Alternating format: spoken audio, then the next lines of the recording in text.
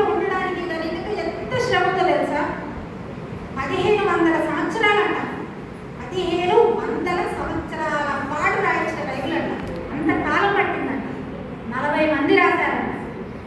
ఎంతో త్యాగాలు, ఎన్నో మరణాలు. లేటెస్ట్ ఇది కూడా చూస్తున్నాం. ఇది కూడా ఈ కేటగిరీలో వేసుకోవచ్చు.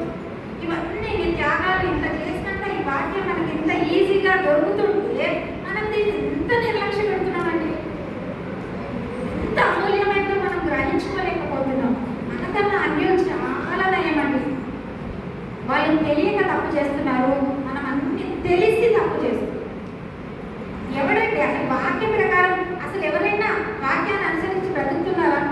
భయం ఉందా మనకేమన్నా? మనం ఒకరోజు ఆన్సరబుల్ జడ్జిమెంటే మనం ఏం చెప్పుకుంటాం అక్కడ పోయి? అన్ని సినిమాల పెద్ద తెర మీద దేవుడు చూపిస్తూ ఉంటాడు. ఇగో ఇది చేసామని ఏం చెప్పుకుంటాం అక్కడ? అసలు ఆలోచిస్తున్నామా మనము?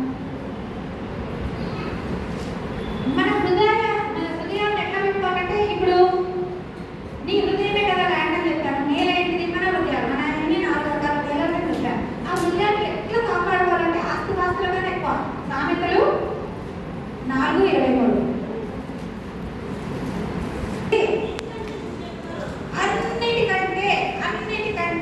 అన్నిటికంటే ముఖ్యంగా నీ హృదయమును భద్రముగా కాపాడుకోము. బైబిల్ అంతే చెప్తుంది. మనము తీసుకుంటలే అంతనే ఎంత చక్కగా చెప్తుంది. నీ హృదయం అన్నిటికన్నా అమూల్యమైంది, దాన్ని భద్రంగా కాపాడుకో అని చెప్తుంది. మనం ఏం చేస్తాం?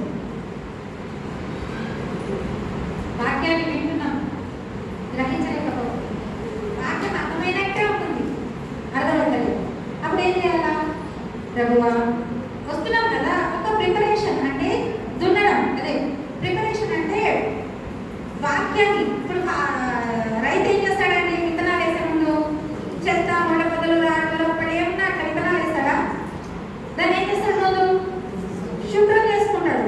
చెత్తని, ఆ స్టోన్స్ని, గాజు ముక్కల్ని, ఇనుప తీగల్ని, అవన్నీ ఏమేమి ఉన్నాయి అన్నీ తీసేసి దాన్ని సేద్యపరుస్తాడు. దున్నుతాడు కదా.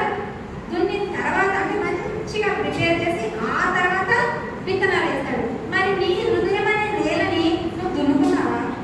క్లీన్ చేస్తావా? ఏమేమి ఉన్నాయో అందులో? రాజు పెంకలు, రాళ్ళు, ఈగలు, ముళ్ళు,